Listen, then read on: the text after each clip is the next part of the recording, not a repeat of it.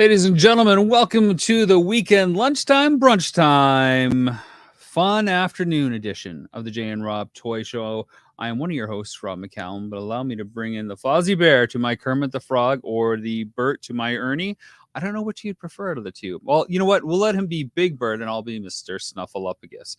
Anyways, my collaborator, my co-host, my lifelong buddy, Mr. Jay Bartley. Yo, what's up? Just listen to some ICP. Yeah, you know me. Can I make a confession to everyone out there watching? I hate Sesame Street. I never liked it. That's not true. That is not true. And I have video footage that we've shared with everybody that says otherwise. No, now I've changed my mind. I liked Fraggle Rock. I like that one. Muppet Show was okay, but I'm not a big variety show guy. But I don't like Sesame Street. And then today I saw like Dave Grohl was like on an episode or something. So several. I was trying to find that episode. I'm like, oh, maybe I should get the entire DVD collection now. DVDs. People still buy DVDs? Yeah, they do. They're actually, for all the reasons that you talked about the last couple of weeks, you know, people go to look for a title, they can't find it. Well, it sucks. It's not on your favorite platform. So yeah, people are buying that stuff like hotcakes. I'm surprised how can you not like Sesame Street? I mean, I can understand different iterations and different timelines where there's certain cast members and, you know, the stuff with Jim Henson performing versus the post stuff versus newer stuff and older stuff. I didn't know any of that stuff as a kid. That didn't matter to me. I think it was but you can tell. I don't like learning stuff on TV. I think I need mind-numbing, spirit-crushing game shows. That's what I need. Well, those are pretty spirit-crushing game shows that are, you know, operating probably at a faster pace than your G.I. Joe and Transformers episodes. That's Sesame Street set the bar for fast-paced children's entertainment. They used all the advertising techniques, right? They said, what if we did commercials that were only like a minute or two long and stacked a bunch of them together into a 60-minute episode so kids couldn't look away because they move so fast? What did Big Bird do to me? He did so much to you. Hi, Jay. That's a good question. He didn't really do much to me.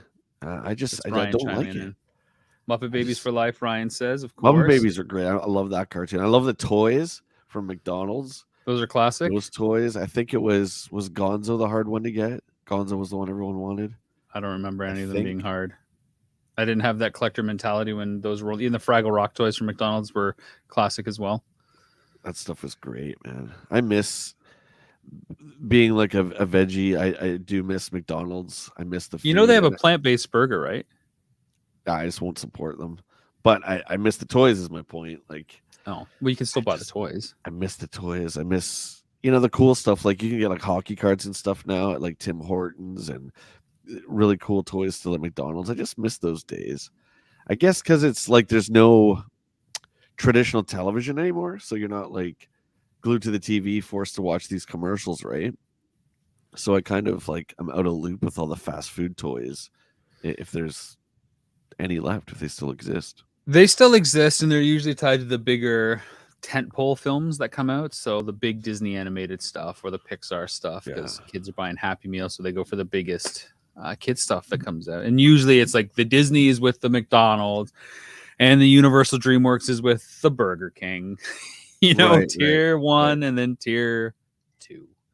Way down here. I want to say hi to Ryan 0. B. Hi to Ryan B. He's saying, I hope everyone's feeling great. Jay and Rob, you rock. You guys are killing it with the content this week. Severus Snape's is afternoon all. And he's chiming in that Cookie Monster, Oscar the Grouch, and the Count are classic characters. I'd have to agree. I'm curious about everybody's favorite Sesame Street character, which one they like the most. Was it one of the A-list recurring characters, or was it some of the more deep cuts like Guy Smiley or Mumford the Magician? Or Mr. Hooper is my favorite. Mr. Looper. It's Hooper, Big Bird. Yeah. Articulated Chad, good morning, everybody. I guess it depends on where you are. It's just past 12 o'clock here. Time for a sip of coffee. We got a big show going on today, my friend. Big show indeed. Well, you should have queued up the Big Show music. Well, it's the Big Show. It was on a podcast a couple weeks ago to celebrate WrestleMania's greatest moments. And on the panel of gentlemen, I was by far the least experienced. But most of the matches we were talking about were classic, but there's a lot of stuff that the guys were talking about, like the new stuff. And it's funny, right? One reason I stopped watching it was because, speaking of Big Show, a lot of the characters they were just nobody. It was just like Don Smith. And it's like there's no like superhero stuff anymore. That's like the WCW formula, though, right? Like it's just some guy, Ted Johnson. Yeah, but he's WCW the Intercontinental had champion. a bit of both, right, with Sting and stuff like that. But like the WWF now, from what I've seen, just from like looking at toys and stuff, it's all like just regular dudes. That's you know why so though, right? You know why? I don't know why. It's because if they do well, like Dave Bautista and Randy Orton, they don't have to go through the same headaches and obstacles that Dwayne Johnson had to go through, where everybody just knew him as The Rock. They can be a brand on their own regular name just by themselves. Believe me, I wish I had that problem. Oh no, people are going to call me The Rock instead of Jay. You know what? We can call you Jay The Rock if you like. Come on. We can call you NESJ. I'm sure he's fine with the millions and millions of dollars that he has. I'm sure he's great. And his likeness rights, when every time a game comes out every year and toys come out. I wish I had that problem. That's a good problem to have. Well, start branding yourself with one of those cool moniker handles, one of those avatars. Stadium Rock J guy. I like it. Dad Slipper J. Dad Slipper J. Yeah. I like that comment. That's funny. Is my buddy Jay wrote that on my Facebook because I love showing us jamming. It's just we have so much fun, so I like to share it. That's what social media is all about. And of course, it was all about the dad slippers I had on. But what do you want me to wear? Like shoes inside? Come on. I want some Converse 1 stars or some Chucks. Yeah, but I don't like to wear shoes inside. Maybe I can get some Chucks for the inside and just wear them inside. Maybe I'll do that. I've got inside more rocker. Shoes. Maybe I'll be more accepted amongst the rock community. I don't know. I've got inside shoes. I swear by them. They're just more comfortable than slippers. You got more traction when you're chasing kids or puppies. I just find it funny that out of all the things you could have looked at in that picture, it's the slippers that stick out. Well, it was the box of Tide Pods that I was really interested in the corner. You guys are doing Tide Pod challenge where you guys are jamming, huh? Tales from the laundry room. All the best jam spots have always been the laundry room. Just a fact. Is it? Is that like all the best parties end up in the kitchen? All the best parties end up in the kitchen. All the best jam spots are in the laundry room or your friend's room that's beside the laundry room that's basically a laundry room because it doesn't have real walls, Ferg. Let me ask you this. Does anybody ever actually play music and not look at each other? Can you imagine just like playing and not looking at the drummer behind you? Yeah, we did that, from 2009 to 2011 with Rock Band. Yeah. And it's funny, as great as that game was, looking back at some of those pictures, or I found some videos of us playing, if you can believe that, we're all just like we're all into it, but it's like you can move your head either way, but the eyes don't leave the screen. It's actually kind of creepy looking now. Look back on it, 'cause we're rocking out, but you can't look away because you don't know what's coming up, right? Our icebreaker this week, Jay, brought to us, of course, by Retro Rags, Mock Masters, your definitive source for protective clamshells for those dollies that you hang on the wall. Big Bad Toy Store, awesome online retailer, and of course, our hometown store of London, Ontario, Heroes, Comics, and Cards. The icebreaker this week, Jay, is... but we got a bunch of questions this week, so let me just throw it out there. It's almost like assorted flavors, like 31 flavors, like Baskin Robbins, except for there's not 31 questions. There's like 6. So it's maybe the most disappointing Baskin Robbins ever. But the icebreaker, and it's really a good one, and it goes back to a lot of stuff that we've done, almost everything. Is it the act of collecting, or is it the appeal of the toy that keeps us going?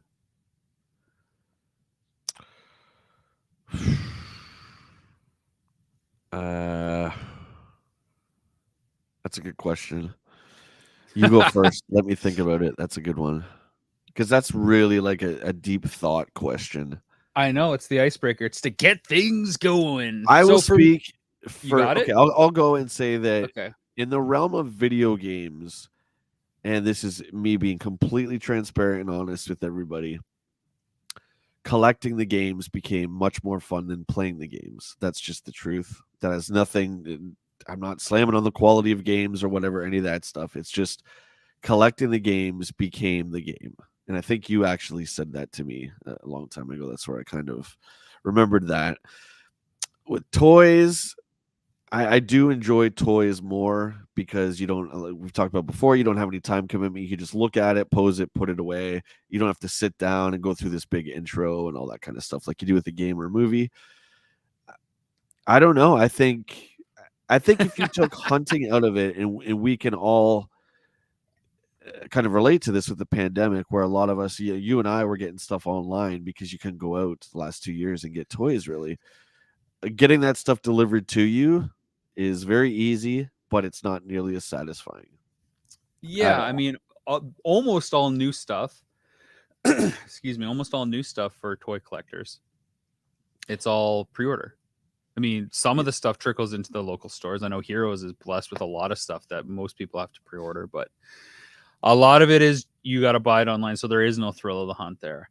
I think the collecting is the constant fuel, and the actual toy, in the sake of toys, is just enough of a reward that it's worth going through the hassle of collecting and the ups and downs and the twists and turns to get it. If you could pre-order vintage toys like you could, say, off eBay, it's not nearly as fun, and I think people would burn out a lot quicker if that was the only way to acquire stuff. I think the reason we keep collecting is because we get out there more and we meet more people and we find new interests and discover things that we didn't know. And it's really that the magic of the sense of discovery when you walk into a toy store. You might be looking for some GI Joes to fill slots in your collection as you go after all of a real American hero, but then you see, like, oh my God, they have Silverhawks, and they never have Silverhawks. I need a mint Quicksilver. So then you get that, and you look slowly on your dolly shelf and you get more. I think the thrill of the hunt, whether it's games or toys or stamps or comic books or coins or whatever, is 80% of it. I think the actual thing is good enough on its own and it's cool, but I don't think it keeps you in it full time like we're full-time collectors without that hunt. I think that hunt is so important. So important. I would agree with your statement if we were talking about video games. Toys, I don't think it's that high of a percentage for the hunt. I'd say it's about 50-50. Because a lot of times where I love just walking around here and just looking at everything, and I get such joy from that. When you say 50-50, you're essentially saying you equally need 100% both. Well, yeah, I mean, the hunt is fun, and I'll take you to, I went to the Kitchener Toy Show last weekend, and I hadn't been to, I guess, a con or whatever you want to call it, a toy show, since 2019, or I think it was January 2020 before everything hit. And there's nothing like being in a room where you can just look at everything, and it's really exciting. I forgot how cool that is. But I was definitely had a few key pieces in mind. So the hunt is there, and that's exciting. But I didn't find the pieces I wanted, so I was a little disappointed because I wanted to, put a few of those on my dolly shelf. So I would say it's 50-50 for me. Yeah, it's definitely 80-20 for me because I like the game. I really like the game, and I like the chase. And it's we've made a bunch of shows off of it, so it's pretty clear where my passion lies mainly. It's not like, again, imagine Nintendo Quest. We just filmed you on eBay for 30 days. What's great about Action Figure Adventure is I would agree. Yeah. I see where you're going, because Action Figure Adventure, this stuff is for charity, right? So we get to enjoy it a little bit, and then it goes up for auction kind of thing. So yeah, I see what you're saying. In the chat, Skelevator saying it's the appeal of the toy. Articulated Chad says, to an extent, it's both. I need the appeal of the toy in order to want to collect it because I don't need everything, and I only like the stuff that speaks to me. Severus Snape chimes in, it's the thrill of the hunt. Ryan B agrees with Chad. Well said, Chad. I agree. The thrill of the hunt is definitely an addicting feeling. Absolutely. I guess a lot of that got kind of killed when pre-orders really took over since the pandemic started. I've talked about the classified pre-orders time and time again, so I won't go into that. But this notion of they do an online con live on Facebook or whatever, and then right after it's like trying to get Kiss tickets online. It's like you have to be there. I don't like that. That's an unnecessary stress for me, and I think both of us have just given that up. I don't care. If I want the Storm Shadow figure, hopefully I'll come across it, but I'm not going to go through that stress anymore. And I'm just speaking for myself because it is extremely stressful to me. I don't like that race. I don't like that. Yeah, Yeah, I'm experience. walking back from that a little bit because 99% of the time I'd 100% agree with you. It's not worth the hassle. I don't like driving to every retail big box store looking for the new wave and that one chase figure that's, one per case. But at the same time, I do appreciate, the adage, the work you put in is what you get out of it. And if you've just got to put effort in and show up somewhere at the right time and you're not, battling bots online or technology and Don't stuff mind like that. I don't mind that if you're driving home from work or you're just pick your kids up from school and you pull into Walmart and you happen to see the newest wave of Origins. That's wicked. Of course, that's great. But what I mean is, I don't have time now, and neither do you, to go around to all these stores, every single day and come up empty-handed. So, but like Kiss tickets, I don't ever have a problem or anything that I remember. Like, yeah, maybe it was a little bit of a pain to wake up at 7, go downtown, wait outside Sunrise for 2 or 3 hours, talking, getting excited, getting the tickets, except for at the mercy of the guy running the cash register and all that. But I don't mind putting that effort in, just like I didn't mind the effort of doing midnight releases with games. There's something fun about that component to the story rather than yeah, click, if download, you're in a wait. crowd of people and it's organic that way, but if you're doing it mechanically through a computer, I find it incredibly stressful. Every time Foo Fighters tickets go on, that's a bad example because they're not super hard to get. Like Pearl Jam sells out in like 5 seconds. Something like Yeah. that is very stressful to me. And yeah, I just don't like that experience. I like you said, we would get up and go down to Sunrise, and you might not get the best tickets, but if you were fifth in line, you were getting tickets for whatever it was. So Right. People are chiming in the chat. Ryan says, I'm kind of different than other collectors I see now in that this nostalgia wave that's been happening the past few years has actually made me back off of vintage collecting quite a bit for now. 1/6 shooter chimes in. I don't enjoy, nor do I have the time to drive around to 12 Target and Walmarts to even get regular figures. The hunt for me is searching for a bargain online for a figure I've been wanting to add. That sounds exhausting, having to search for just regular figures to find a bargain online. Like, I guess, if you're just like killing time waiting for a bus to come or you're between activities and you just throw up on eBay or Amazon, you're looking for something. But the idea of sitting down and scrolling through listings for a figure, that is a complete mental drain that I can't endure. To me, that's as bad as having to drive to 12 Targets because, I mean, Jay, how many times have you gone on eBay looking for a figure that isn't exclusive to Canada and just like getting depressed like with the prices that you're going to have to pay in order to get it? yeah, all too often, which is why I've pretty much backed off from most new stuff. If I see if I see a figure where I happen to be and it's cool, I'm not saying I won't pick it up, but yeah, I would rather just go down the vintage hole again and just collect and complete some harder to get lines. You're pretty much putting in the same money, except I doubt very much that a lot of this modern stuff will be even worth a quarter of what the vintage stuff is. So, Well, that's a really good that's a whole show right there. And maybe we yeah, can stretch that out. Maybe we'll put that on the next show. I'm going to write that out right now. yeah, Will yeah. I current mean, toys be more expensive or collectible than retro goodness? yeah, I'll hold my thoughts on that then. We'll keep We'll save moving that for next week, perhaps, because that's a great one, to be honest. Yeah. Kudos to you for throwing that idea out there. Let's get on with the show. We got a lot of homework and stuff to catch up on. The auction update. So we had another auction end and another auction begin. And if my memory is not failing me, I think General Spydrex and the Spider Flyer came to a close, and the sail barge has started taking bids now as well. Is that correct?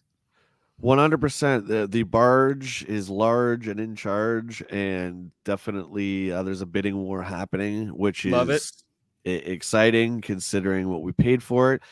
Check out Action Figure Adventure Season 2 when that's out to see what price that is. But right now, there's some great margin for Children's Health already. Very, very pleased.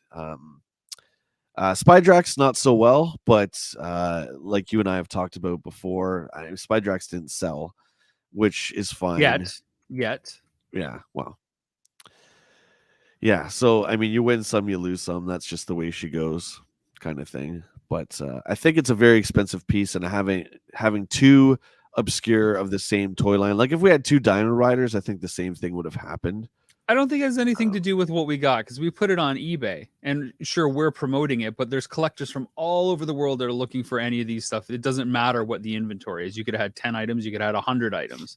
I think Do people want to pay that for that thing? That's is what always I mean. the question. Yeah. What I paid for that Spidrax is a lot. So I don't think maybe what you said last week. Maybe when the new show comes out, uh, people will have interest in the old line. Again, it's a very small line to collect for. There's 9 figures and a couple mounts and some side pets, right? But we'll see. But for now, he's sitting here collecting dust. For now, I believe it got relisted on eBay. Did it not, or did that get taken down? I stopped that. Yeah. Okay, so we're gonna find a home for General Spidrax of the Spider Flyer. If you are interested in a mint condition, reach out to us. Make us an offer. Maybe we can avoid eBay and the eBay fees and find a happy home for it for you guys. It is the most pristine retro toy I think I've ever seen of that scale, especially for that line. It is a shelf piece for sure, like a centerpiece of anyone's collection. You definitely got to reach out to us. The problem with that one that I have is because it costs so much money. That's one that I'm not going to lose money on. So, well, you're not going to lose money on any of them. That's the thing. Like, it's all about margins, and I don't think you made a bad decision picking it up. Yeah. Regardless of the other stuff you got, I think everything you've picked up was the right choice to make. And that's weird. The Dino Rider, which did great, still is one that I'm like, should I have got that one? I told you. Of the obscure. That's like getting Starcom stuff. But it was sealed and it was affordable, and you got great margins on it. So that's why it sold, and it's collectible. Anything that's closer to the 90s, and Dino Riders is I think 89 versus like mid 80s. Anything closer to the 90s now, it's that 30-year gap that's hot, right? So I'm sure when you went to the toy show, you saw tons of 90s stuff. No. Never mind. So much for that theory, Rob. Honestly, I looked around at that toy show and there was a lot of great stuff, but I picked up one thing, because it was there was nothing, and which is really great because as I said, as I look around now, I'm really satisfied with where my collection is. Like, I'm very, very content. I didn't feel famous last words, dude. I think there was one thing that I wish I got, which was John from Chips, the Mego Chips. Yeah, I had the bike with the windshield and the helmet and all that stuff, and I kind of regret not getting him because it's again one you don't see in good condition. But I'm not gonna lose sleep over it. But most of the stuff was modern, to be honest. Modern stuff, like the new droid figures, the reissues of the droid figures, Boba Fett for $50. I'm like, I don't think so. Get out of here, man. I'm done with that stuff. I'm jotting that down for next week's show, modern figs at toy shows. So we'll talk about that too. The other big thing that's coming up, Jay, you have seen the trailer for Action Figure Adventure Season 2, which is something that we will unveil when our brand new Kickstarter, ladies and gentlemen, the Kickstarter for Action Figure Adventure Season 2 is coming your way April 26th. It is your chance to secure a digital copy, a physical copy, be it DVD or Blu-ray, of the next season of our flagship show. So there it is. And well, let's just get some of your reactions to the trailer, because again, you've only seen 2 episodes. You're a busy guy. You don't got time for our Dolly show that was so last summer. What did you think of the trailer? It was great. It was hey, it's hard to your work is great. The way you cut it, your editing is great. It's hard for me, like I said, to commentate on myself. I think it sucks you in more. It's a lot quicker paced. I think people are going to enjoy it. I just think the adventure is just it's I think it's better because it was all during 1 week period. It wasn't spread out through the year. So the urgency, you can see the urgency within the show. You can also tell clearly by the masks and other things that we are very uneasy because we're going across Canada during a pandemic, which is foolish, or it might not be foolish. I don't know, but we still did it. because the children's health is an important mission. And you can see that in the trailer. There's a lot of shots in the episodes where I'm uneasy. Mm. If anyone knows me, I'm a huge germaphobe, so even being in the stores, I didn't want to touch anything. But I think it's exciting, and it adds to the show. Yeah, I mean, you think it's awkward to talk about yourself. Like, how am I supposed to talk about it, right? So that's why I put it on you, because at least you're a little bit more removed. Yeah, and you can't talk about your own how trailer, right? It's yeah, that's I even get it. more. Yeah, weird. but it's great. Like you're a master of your craft, and that's if you guys haven't seen Rob's first ever, I would say, your YouTube video, you know, you're on the channel right now. So after this, check it out if you like Disney crap, because it's really, really well done. I just watched. Oh, you watched it? I watched it. I'm like, well, yeah, I'm not going to make any more videos. I'm done. Well, our rule is we never ask each other to watch anything. Our rule No, is I ask you all the time. I'm like, I need the view. No, Can you please just click on it? Well, that's true. And I create a fake YouTube account just to give you all the likes. Oh, if you just watch it, you don't even have to watch it. Just click on it. Just click it and walk away. Everybody in chat right now, please just click on my videos. You don't even have to watch them. Just click on it. So YouTube, in fact, don't watch them. And just click it. Please don't watch. I don't want your eyeballs on what I do. That's very nice of you to say. And I would say it is my very first YouTube video that I actually created, because everything else I post is just, you know, trailers or stuff for our projects or stuff that we've shot and I've recut and put up there. So yeah, it's taking a look at the action figure wish list. It's like I said, the new series that I'm gonna probably start putting out. I don't know how frequently, but looking at Disney Ultimates, which again, a bit of a niche line from Super 7, but I love the Disney stuff. If you like Disney stuff, you get to hear my thoughts on that stuff. So yeah, it's a great watch and it's fun. I'm not a huge fan of the Disney characters, but yeah, that definitely intrigued me for sure. Well, I'm curious about your video too, my friend. Why Kenner's Indiana Jones? You're okay. Never mind. Moving on. I don't care. I know that. I'm curious about why you think Indiana Jones failed, because one of our very first episodes, we talk about how come there aren't like current updated like adult collector Indiana Jones figures. So I'm curious now. Well, there was, right? When I want like adult collector 6-inch scales, 6-inch Indiana style. Jones Ultimate. Well, here's the thing, okay? And my new video is called why did it fail? How could this gigantic IP with Steven Spielberg's name, George Lucas, Harrison Ford behind it, how could a toy line, Kenner, who's behind Star Wars, how could it fail? And if I tell you, then no one's going to click on the video. So you got to head on over to my YouTube page and check it out.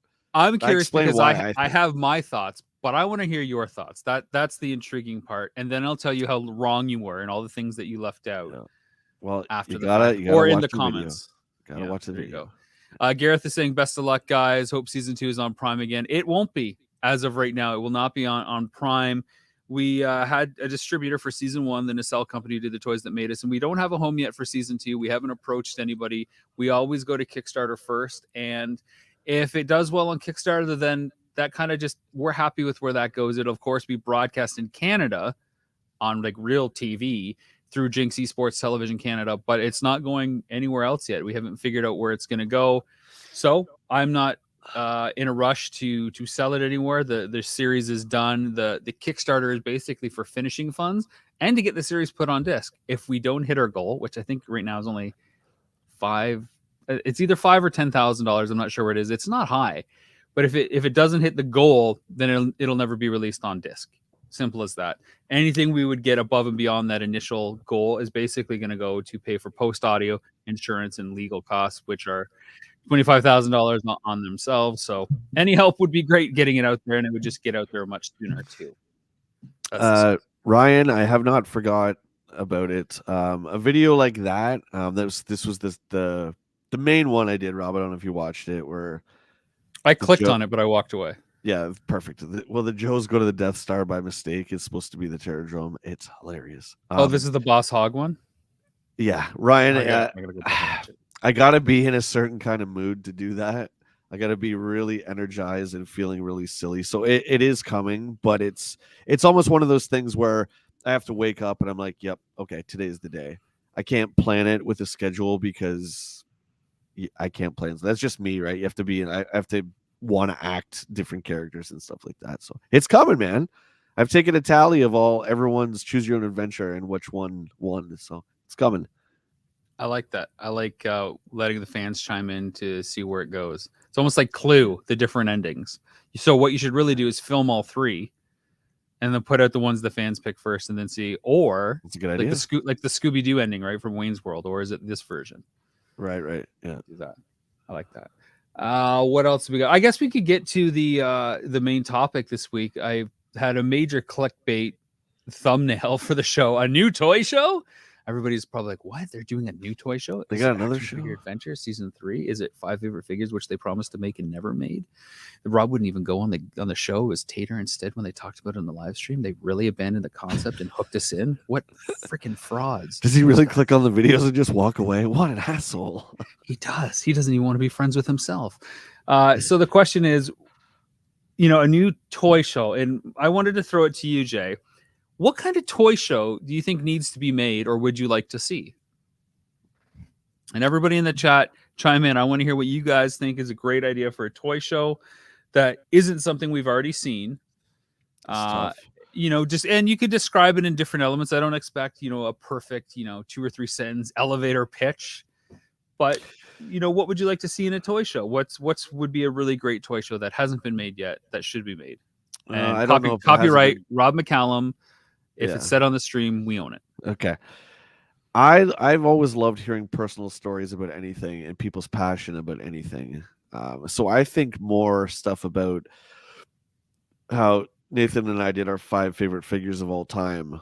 We kind of explained each figure why. I love to hear stuff like that.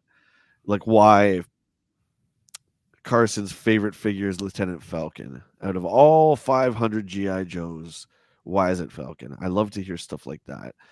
Personal stories.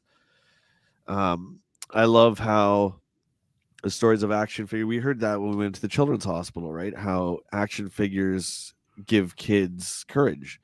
They hold the Superman figure, and all of a sudden they're not as afraid to go and get the god awful tests they have to get done and stuff like that. I love hearing stories like that.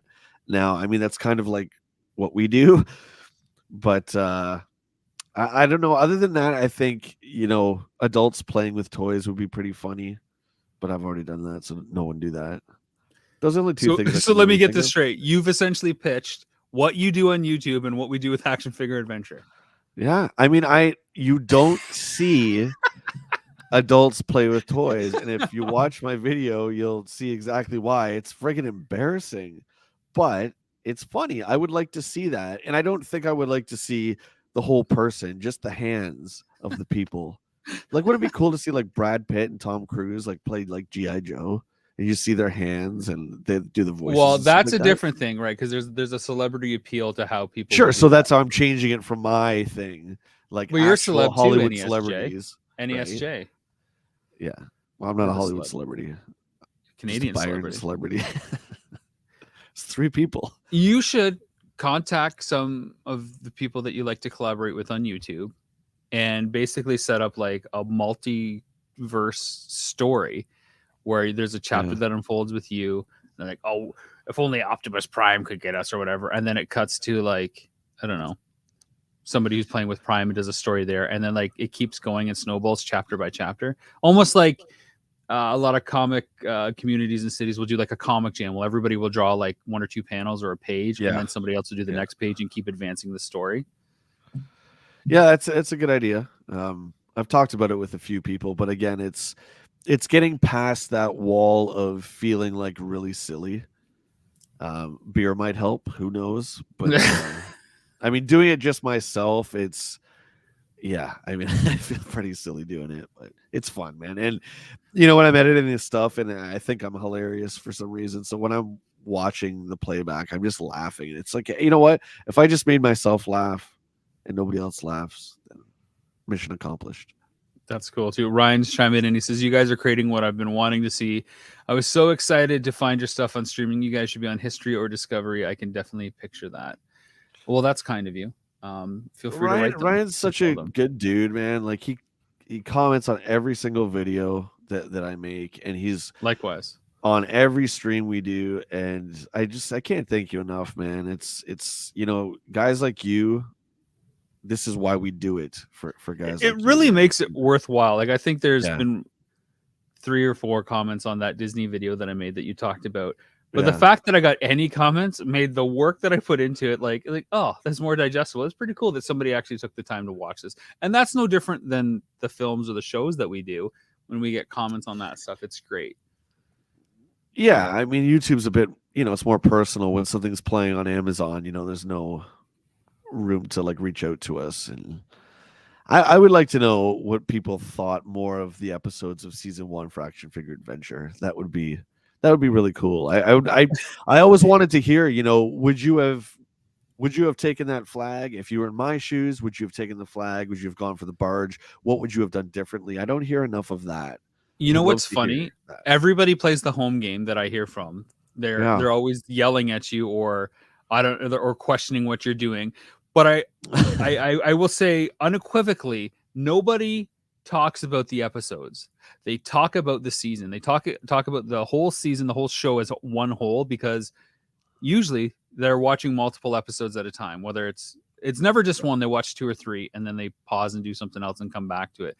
So where one episode begins and the other ends, the lines are so blurred because most of the time we try to end on a cliffhanger, right? So that part of the Yeah. story is always Well, it is really, one story for sure. I mean, you can separate them in that usually in each episode it's a different store or a different situation, but ultimately, it is one whole story. And I think, and I even talked to you about season 2. I'm like, I almost kind of want to call this, season 1 part 2, because it feels like it picks up right where season 1 left off without missing a beat. I mean, obviously there's a recap and there's some time and stuff, but it feels so similar in structure and tone and mission and whatnot that you could go from watching episode 10 to watching episode 11 if you thought of it that way. Yeah. I remember sitting we shot in my backyard. I think it was the first thing we shot for my interview, telling the audience where, what we're doing and all that kind of thing. And I remember like in between the takes and the cuts and stuff, I was like, are we doing this already? Like, I just remember like, Yeah. wow, like here we go again. Like, this is crazy. Really cool stuff. Ryan's chiming in once more with praise, and the check is in the mail. Ryan, thank you guys, he says. Love what you're doing, and I want to see you grow as much as possible. I'm going to start bugging History and Discovery about you guys. Skelevator is following up saying, I want to see a show that visits collectors' caves, especially those that have built unique environments. Sorry, that is pretty Skelevator-centric. You know what? I've had talks about doing basically a Toy Room Tour show, and the problem that I've come up against is it's hard to fill like a half-hour slot with it. Usually the Toy Room Tours, and we feature them in season 1 and season 2 of the Jane Rob Toy Show that we're broadcast. You can grab those on Vimeo. They only last about 7 minutes per visit at most, because it's why have you designed the whole place, in seeing a lot of footage, pointing out some of the key pieces and a little bit of the story. But then that's it, because it's already done. You never see anything unfold, so you're just hearing about stuff. And what makes Action Figure Adventure work by comparison is it's you're showing and not telling. So with Toy Room Tours, it's always just telling and telling and telling, and you're not really showing too much other than here's this cool, Mickey Mouse figure I got, and I got it there, and so this is why it's one of my favorite pieces. That's great, but you're still just hearing about it rather than seeing something like actively happen. So I love the Toy Cave thing. There's been lots of shows out there. Like Cribs is a perfect example of something that's unique into its environment. Anything that's on home and garden television, like Curb Appeal or Property Brothers, where you see the transformation, is great. But it's really hard and expensive to travel to toy rooms all over the place and hope that you get enough for an episode, let alone a third of an episode. One thing is certain. I was just thinking back, about 20 minutes, so that's how my mind works. Bear with me. I was just thinking, one thing is certain about the items that I pick is that the sail barge is always a winner. So I think for season 3, another barge, let's do it, because that one, the hat trick. It just wins. Yeah, it's the barge quest. Random thought popped into my head. I had to say it. the random thought that just popped in there for me too when I was setting up the Kickstarter is this is actually the first sequel we've ever done. Yeah, yeah. I didn't ever think It's of it not like Super that. Nintendo Quest or No, TurboGrafx Quest, which I wanted to do. Genesis Quest from Windsor to Ottawa wasn't that. Yeah, Yeah, wasn't that yeah. It's really cool, but it's different, right? more the Video same but games are different? so different, and I would love to do a sequel to Nintendo Quest, but from everything that I've been researching and reading over the past year or so, prices are so crazy with retro games. A lot of the old school vintage collectors are quitting because it's like astronomically crazy now. It's crazy not to sell it if you're not super attached to it because of the value of these games. Yeah, games have just skyrocketed. So I think that's kind of good because I was worried when the Nintendo eShop came out that all these like Earthbound and all these games would it would make the cart crash, but it hasn't touched it at all. Not at all. And I got to tell you, because I'm still editing and releasing episodes of the real Nintendo Quest, the uncut, unabridged version of our journey, and watching you go into stores and they're like $5 a game. You're like, no, I can only afford $3 for an NES game. It's like, it's so insane. Not even thinking about today's prices, but just even thinking back on what we went through, that you were only willing to Yeah, pay $3 we for a went Nintendo to game like trying to Skate or Die think. or 720. I'm only paying $3 for that. Was that Skylar, my buddy I was bullying? Like, no, you're just gonna give me Of the that. many people, that you should see that. It's funny. It's I very don't funny. want to. It's so embarrassing. I don't want to watch that. I was Oh, gonna say like, I can't spoil it, but I just finished editing the Buffalo flea market stuff. oh, that was with the dick, that guy. Several, it turns out. I had Really? forgotten everything that happened there, except for the little scene where you and I are talking outside the car, which is like Yeah, the only thing in the you got to film. do me a solid. I know you said that the footage isn't that great of the, I'll just call it the family scene, Yeah. but just hold your phone up to like your screen sometime and just record it just so I can kind of relive. You don't have to cut this big fancy thing, but I want to see footage of that, man. No, it's Because getting released. Don't worry. oh, is It's it gonna coming be. out? Okay. Oh, it's all coming out, buddy. There's nothing I'm Yeah. holding back. And right now I'm editing VGX, which is awesome. You can tell it's a special stop already from where I'm at. Yeah, going back to your, Skate or Die for $3. I mean, VGX was a store that I really, really cleaned up at, and got some titles for what I can't even remember how cheap, $1 for a lot of them. I But you think. have to watch the episode and then you'll find out. Yeah, yeah, Watch the good episode, stuff. find out. I want to get to one more fun question before we jump to action figure spotlight, and that's: are there any oddball crossovers that you think should happen? I mean, recently, and I know you guys had the live stream about the Transformers GI Joe crossover with Megatron and the Hiss tank. I thought, well, what about some oddball crossovers? Is there anything that you would like to see? I'm not a huge fan of that stuff. Like I didn't like the GI Joe Transformers comic book. I thought it was just kind of bizarre, and I think because the toys were so out of scale from each other. I mean, you really couldn't play GI Joe and Transformers because Duke was like half the size of Megatron, which makes no sense, right? You could have like Um, Megatron and like the world's tiniest or world's smallest GI Joe figures, I guess. yeah, you could do it that way, which is like makes it even less appealing to me. I guess with multiverse of madness, you could really make anything happen. I've Don't mess got with some Star ideas Wars. I don't here. want to see any Star Wars anything with multiverse. Let's just leave it alone. Oh, geez, let me look around here. I've got some ideas that I'd like you to weigh in on. And I think some of these would be more fun as customs just to put in your collection rather than a full-blown line, although some of them would be cool. But I don't think they'd appeal to everybody, probably just like the two lines that they cross over. Yeah. I thought, and I don't know why, I thought it'd be pretty cool to have a Teenage Mutant Ninja Barbie line. What a stupid thing to say. I suppose you won't like my GI Gem idea either.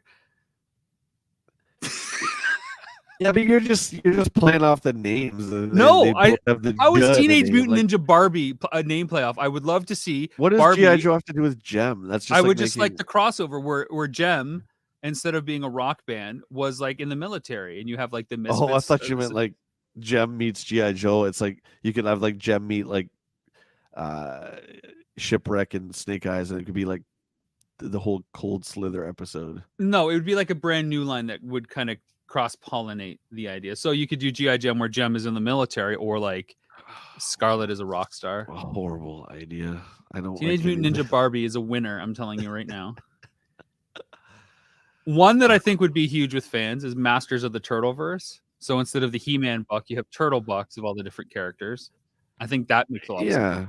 I'm fine with that because the WWF Origins is pretty fun. That's a fun little line, right? I don't know. I don't want to play this. I don't like that. What about Bog Formers? This would, of course, be the mashup of Boglins and Transformers. Soft, good Transformers. Come on. Boglins, like, I gotta tell you, I gotta be honest, they make me feel sick. Like touching it, that latex, man, I can. I don't want to do. I don't want to play with any of that. I saw one the other day, and I was holding it. It's just disgusting to me. Ugh.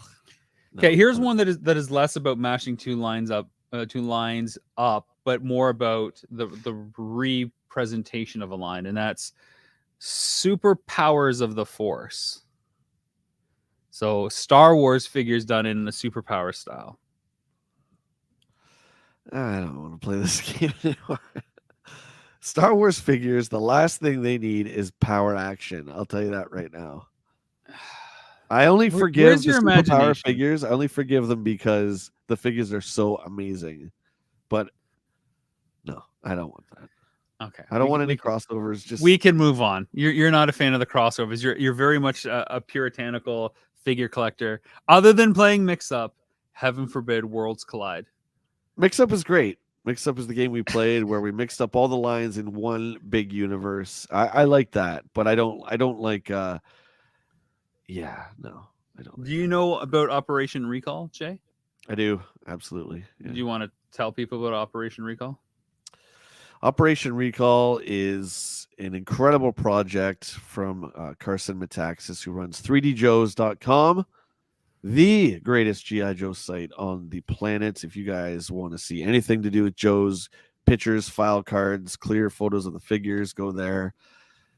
He went back and got a bunch of the original creators. You know who they are? Create his childhood G.I. Joe creation. Oh, it's more than that. It's a little bit more than that, but that's 100% right so far. So we're screen sharing right now, and look at these names right here.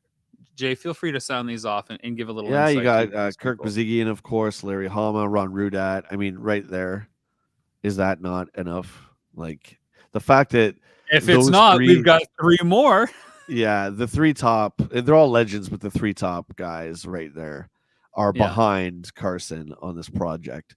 So basically, these guys came out of retirement and created this G.I. Joe. It was just a very primitive drawing that Carson did when he was a kid. Yeah. And this was his creation.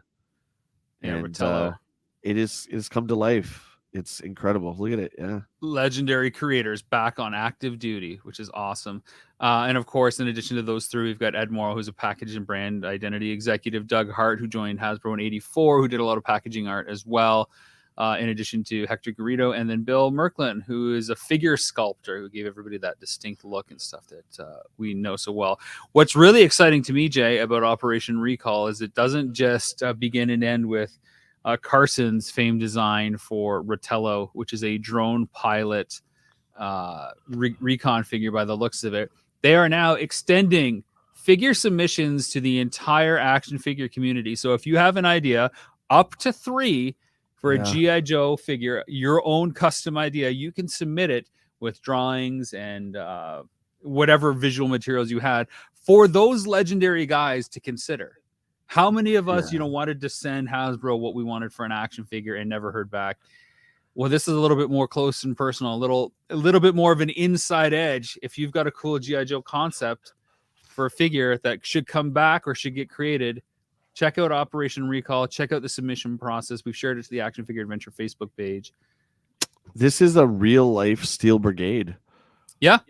Only you're creating the way he looks as well. It's not just a generic figure you get back with a bio. This is an actual design that you can have. You can have your very own G.I. Joe character.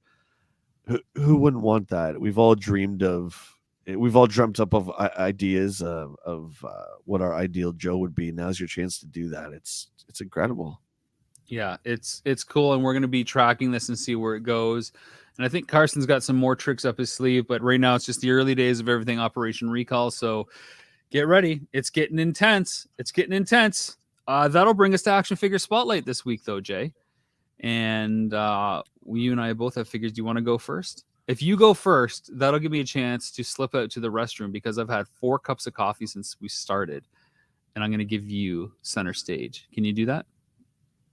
Yeah. Do you want to bring up the photo before you? Did you want me to do the photo first, or come back and then do the photo? I'll come back and then bring it up. Okay. Okay, there you go. Yeah. So we've talked time and again on our show here about the Mythic Legions line and how great that is. Now, I haven't collected Mythic Legions at all. It's medieval swords and sorcery kind of thing with no huge backstory to it. But in the 80s, I did collect a line from a toy company called LJN called Advanced Dungeons and Dragons. Now, I didn't know anything about D&D. I was just, I was too young to play D&D. But these figures came out at the same time the cartoon did. The cartoon was great. The figures didn't really match the show, so the line really, really faded away into nothing. It was based more on the D&D role-playing game, and there was no figures for the cartoon, so it didn't make sense. Regardless, these figures came out, and they were gorgeous. They're brightly colored. I've gone on and on for years about Warduke from this line, how he's my favorite action figure of all time. Mm-hmm. I don't know. A close second will be this guy, and this is my spotlight here. This would be from the second wave. This is a Black Knight by the name of Grimsword, who has one of the greatest weapons in the history of toys, which is this Mace Morningstar, whatever you want to call it. So it's a cobra with an actual plastic working linked chain with a ball on the end. How hard is that to find? Very hard. I thank our buddy Brom, for hooking me up with that weapon right there. Because not only are these figures next to impossible to find, and I'm not even kidding.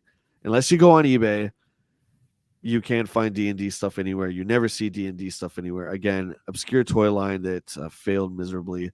And he's missing his sword, so we're going to bring up a photo here of Grimsword. So those are all the accessories that he does come with there. And just look at that figure. How incredible he is. The design of him is just fantastic. There's that Morningstar up close, and there's the sword. If there's any Grimsword fans out there that have an extra one, let me know, because I need one.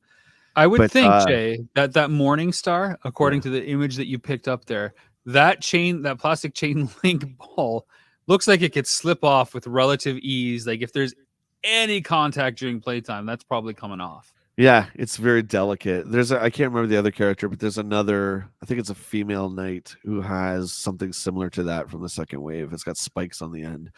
But you can see where that thing would get lost, or like you just said, you swing that and hit another figure, and chances are the chain is going to break. So I've had Grimsword for a while, but it was the ball and chain. So I guess the ball and chain is really my action figure spotlight. This figure is also, of course, getting a brand new life, second life, getting a new sculpt by NECA. He's coming out this year with Warduke.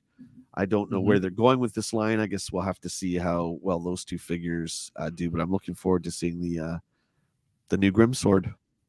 Now, it's such a cool weapon. Does it have a name? Is there like a unique name for it? I'm sure there is. I don't know. I think this is not a mace. It's a Morningstar. If my old school medieval mythology, if that part of my brain still works. Yeah, it's a Morningstar on the chain. Yeah, and I'm just looking actually at the chain up close, and it's just hanging in there. There's like the snake teeth go down over it, so it's actually in there. Like you can't pull it out. So the only way this would come out is if it does break. And actually didn't even know he had a sword until I got the Morningstar this week, and I'm like, oh sweet, he's complete. Then I looked him up. Can he even hold both weapons and the shield? Yep. So that little yellow sheath thing on the left side of him. You just hook the chain onto that, and the Morningstar dangles. Just Right. looks absolutely cool. Yeah. But I mean, look at the sword. You know, who cares about it? It's just a generic curved sword. They could have made the sword a little bit better, given how amazing that figure looks. But yeah, I think all the that's tooling went to the figure in the Morningstar. That's sure. why. And you were in the washroom. I was just saying how. Oh, I heard everything. I got Oh yeah, Dad the said. advanced D&D stuff. That's my Mythic Legions. Yeah. So, and I would say that Mythic Legions actually has a crazy backstory. It's like pages and pages and pages and pages, There you go. pages long. Yeah. But and you can read everything on the Four Horsemen site about that. In fact, it is so overwhelming that you have to go back and make multiple trips. But I'm hoping that the Mythic Legions game that comes out makes it more digestible and easy to kind of retain. And go Yeah, because you forward. know I can't read. I can't read on the weekends. You don't want to learn. You didn't watch enough Sesame Street. I understand. This week, I thought I would pick a figure that you guys did the top 5 not too long ago, and I thought, well, what are some of like my favorite figures and best examples of characters that it's impossible to ignore and impossible not to get that shiny toy smile on your face when you see it. And it's of course Masters of the Universe, which surprised nobody Barbie, at this Gem point, Barbie. if you know me. Gem Barbie. Gem And Joe. in particular, I love the Club Grayskull, the Filmation style Merman. I don't know why I have such a thing for Merman in every iteration. This is by far my favorite Merman figure that was ever released. The color, I think, is dead accurate to what Filmation should have been.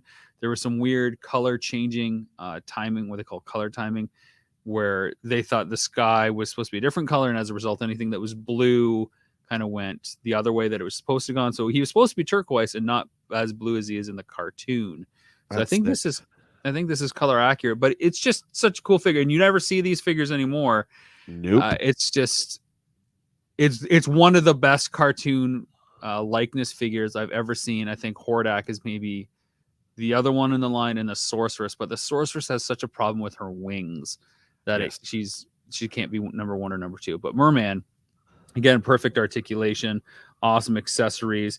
And it does my favorite thing that all good figures do well, and that's the stand test. As soon as you put it down, bam, it stands. There's no fuss. Yeah. It just sits there. So I have a picture, too, that we can put up in case everybody wants to see a little bit easier. There he is just standing there. Just rock solid. You do a great Merman impression. Do you say something as Merman? Funny guy. Oh, He-Man. I don't have enough spit in my mouth. Maybe one of the characters in my next Joe one will be Mer Guy. Mer Guy? That's a great figure, and I have She-Ra from Club Grayskull is the only one that I managed to snag because, again, I was late to that game. But those figures are crazy, man, and they're so expensive now, like classics. But I think Club Grayskull is just a fantastic line. It's one of the few Club Grayskull figures that I did the rule of 2 for. Oh yeah, you got to. It that much. If you really love it, you got to. Not everyone, but yeah. Skelevator. Oh, thanks, dude. If you got any extra that Merman is guys, the best, let me know. Yeah. Jay, any last parting thoughts before we wrap the show?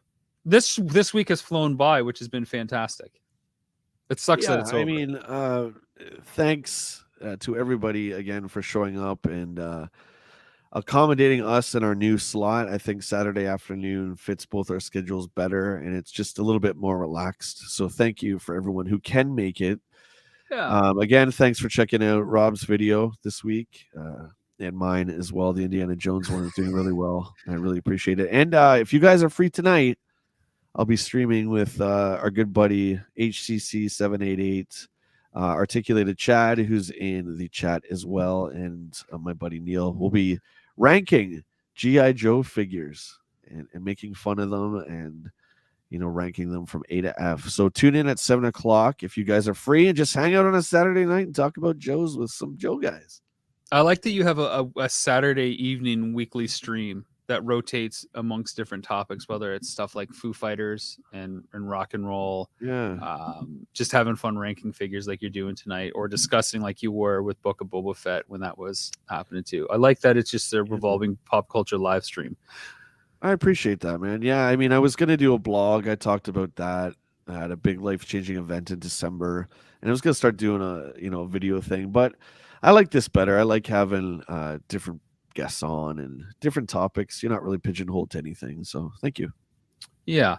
And I want to echo Jay's comments. I appreciate everybody that can come out and accommodate the new time. And, you know, if it works better for you and you weren't able to catch any of the other ones, that's great. Welcome to the party. We also know, according to my YouTube analytics and our podcast stats, that most of the time it's, you know, less than 5% that come to the live streams, regardless of the slot. And everybody's catching them on kind of the replay or when it's convenient anyway. So we just appreciate all the views, all the listens, all the watches that happen. So thanks for clicking the like button, the subscribe button, so that you can get more of this stuff. It is truly, truly awesome, and you know, makes it worthwhile. And I'm sorry that Disney Ultimates video I created for Action Figure Wishlist made you not want to make any more videos, Jay. I'm sorry. Do you have any lists or lines that you'd like to see me tackle for Action Figure Wishlist? I'm looking for recommendations. Man, I think everybody is dying to see you do something with Masters. I mean, you're the He-Man guy and it's your favorite toy line. So I would love to see anything Masters. Maybe something more obscure, like maybe more obscure than Disney Ultimates. No, I'm saying Really? Masters of the Universe, but like classics specifically, and you could just use pictures for this. Like villains that were like one-off. They were just in one show.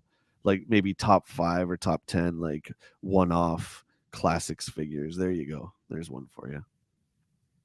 Some cool. I'll write that down and get to that. They did like every figure in classics. I feel like there's like no, but I mean more than your 10 favorite of the obscure. Oh well, that's not Action Figure Wishlist. Action Figure Wishlist is which figures would we like to see that never got made or are yet to be made. So one that I'm considering is Origins, which Origins figures Masterverse, because it's a completely different line as well for He-Man. G.I. Joe Classified. You can probably guess one or two that I'd like to see in that. So TMNT Ultimates is obviously another easy one. So superpowers. Are we done? We're done. Thanks for watching, everybody. Jay, where should people watch your stuff? YouTube, my friends. Jay Bartlett. I am the king of the Jay Bartletts now on YouTube. So sorry, Exorcist, but you can suck it. And you can catch me here on YouTube, of course. But come talk with me on Twitter at Rob McZob. We get a lot of toy chats going now there, which is really fun.